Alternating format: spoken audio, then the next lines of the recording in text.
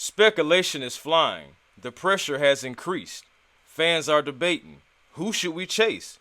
A star? A role player? Who fits the space? Listen, our GM is searching for a missing piece, but he has to ensure not getting fleeced. Welcome to Hawks Digest, everybody. I am Chris Tipmore. Happy to see you all once again. And in this video, we are talking about a trade scenario from Zach Bunkley, Bleacher Report analyst, regarding our Atlanta Hawks. And I'm not going to lie to you guys, I got some holes to poke into this one. But before we even begin, guys, first and foremost, welcome back to Hawks Digest and making us your first listen when you need Hawks news. And thank you for all everybody who is already subscribed to Hawks Digest, a part of the Hawks Digest family. And if you're not, if you're that 89%, I encourage you to come on over to Hawks Digest when you want Hawks news, right here all the time, So, guys, again, I have a trade scenario that has came up regarding our Atlanta Hawks. Again, like I said, I'm not pleased with it. It's just so much going on, And it is regarding, I'm going to put it on the big screen for you guys, regarding the Toronto Raptors and the Atlanta Hawks. We do business, according to this trade scenario from Mr. Zach Bunkley. And it was regarding Clint Capela, who is on an expiring contract. We know that. And also Kobe Bufkin, first round pick, for the Atlanta Hawks, former first rounder, of course. And it's just different because look at all the assets that we give up in this trade scenario. I'm just like, this has to be like the worst trade scenario that I have seen thus far. And there's plenty of them out there. You can check plenty of networks and find plenty of them. But it's just the one from what I've seen, this right here. Why do they try to fleece the Atlanta Hawks? Like, why do they try to do us like this? This trade makes no sense. Because you're giving up Clint Capela, you're giving up Kobe Bufkin, and 2 second rounders, and only getting one player in return. And it's Jakob Poeltl on that. Now, I'll give a little context. Jakob Poeltl is averaging 14.5 points, 10.3 rebounds, almost 3 assists. So he's giving you some blocks, shooting 61% from the field. Okay, so he's 7 foot. He's younger than Clint, but they're around the same age. These two guys are around the same age. Clint is 30, about to be 31. Jakob Poeltl is 29. They're around the same age. So you don't get that much significantly younger at the position. But, I mean, you getting 5 extra points because Clint Capela is averaging 9 points, 9 rebounds. So you're getting about 5 extra points, almost 6. I'll give it to him. And 1 extra rebound. That's pretty much what you're getting. I don't think you give up all those assets for Jakob Poeltl. I'm just saying, like, look at this, guys. I'll show you once more. You're going to give up Clint Capela, Kobe Bufkin, a 2025 second-round pick via Minnesota, a 2027 second-round pick via the Clippers. You're giving all that up just for Jakob Poeltl? Jakob Poeltl, who is pretty much Clint Capela's clone, just, just different. I mean, don't get me wrong, he's averaging, higher numbers than Clint Capela. He is having a good season up there in Toronto, but the Toronto Raptors record is what it is. I understand that they beat us twice. I get that, but their record still speaks for itself. And he's quietly having a good year, but you don't give up this many assets for Jakob Poeltl, somebody who also cannot shoot the 3. Him and Clint are traditional big men. It says also in the article that Jakob Poeltl can be a fun option in the pick and roll for Trae Young. You already have Clint Capela. And no matter whether if it's back spasms or trade spasms, whatever it is, I don't want the Atlanta Hawks to go out here and just be making a trade just to make a trade, Why do that? Clint Capela is on an expiring contract at the end of the year. He comes off the books anyway. Don't be trying to make a trade just to make it. And this right here, if this trade scenario did come into fruition, this right here would be an absolutely terrible trade, and we got fleeced.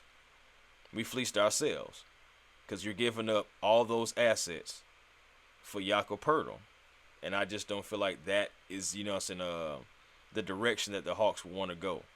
I think now Yaka is under contract now. He is under contract for a couple more years, so in that aspect, you do get that. You do have a contract that's only 19 mil, because that's how much Jakob Poeltl is getting paid per year. So it'll be 19 mil. He has a player option coming up in 27, and he'll be an unrestricted free agent. Should I say in 27, player option in 26. That's how it goes. But so you have him under contract, yes. You have another big man, yes. But you're still in the same boat. You didn't get better at all necessarily. You're still in the same boat. Because this guy can't shoot the three. He can't space the floor. He may give you a little bit more as far as, blocks, points, and a little bit more in the rebounds. But you didn't get significantly better for giving up this many assets. That's my whole point. Got to be the worst trade scenario I've seen thus far, because it absolutely fleeces the Atlanta Hawks, and it doesn't move a needle either way to me, in my personal opinion. Please, by all means, guys, I love when you guys give the comments, so drop it down in the comments on how you feel like if Jakob Poeltl is worth all this that you see on the screen here. Because, again, I'm already giving my opinions. I say nah, nata. And then also, for a little bit more context, I don't believe that the Atlanta Hawks are done with this young man right here, Kobe Bufkin, especially for that price.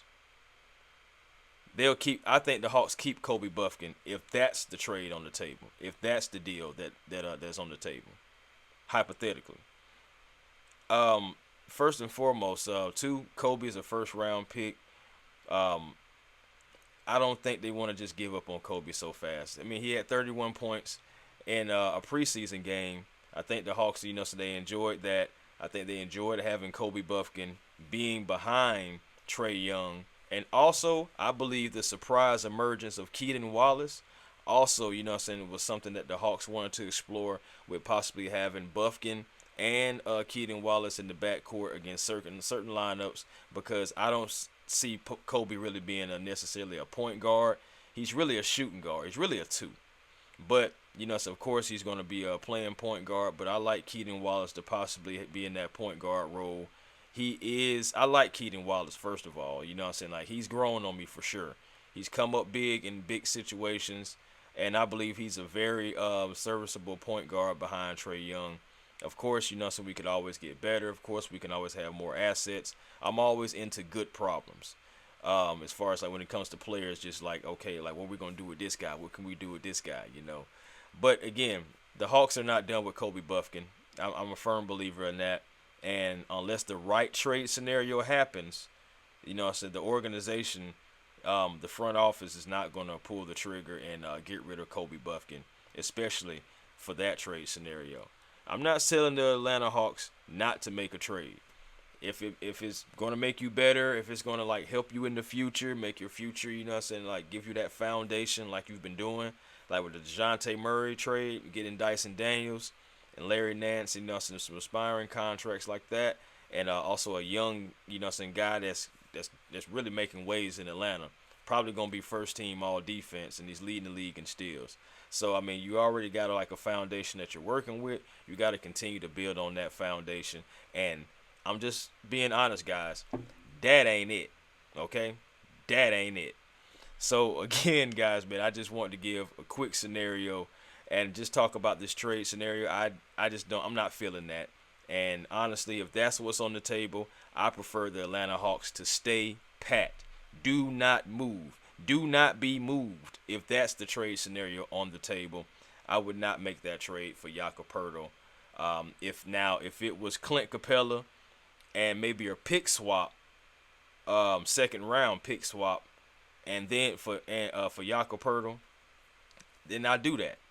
Because, so you're only swapping picks and you swapping bigs, and that's it, nothing else.